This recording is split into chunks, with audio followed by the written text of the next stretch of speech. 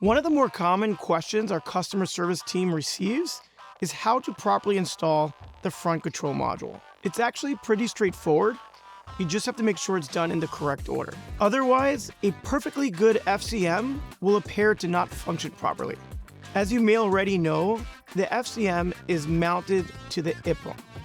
The IPM integrated power module was a precursor to the TIPM, the totally integrated power module, which included both logic and power in one unit.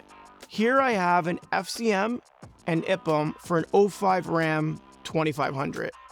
But don't worry, at Max, we have IPMs, TIPMs, and FCMs for a wide variety of vehicles.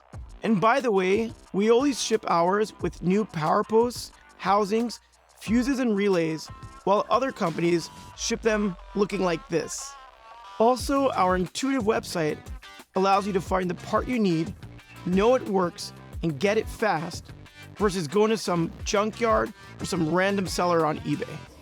The key when installing an FCM and/or IPM is disconnecting the battery or batteries first.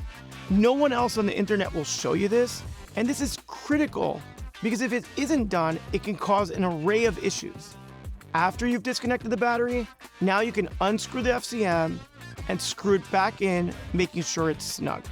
Now that your IPM and FCM is fully installed, now you can connect the battery.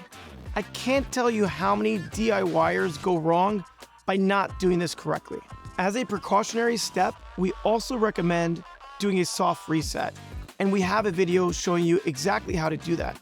And don't worry, we have more videos showing you how to install, remove, soft resets, hard resets, the works.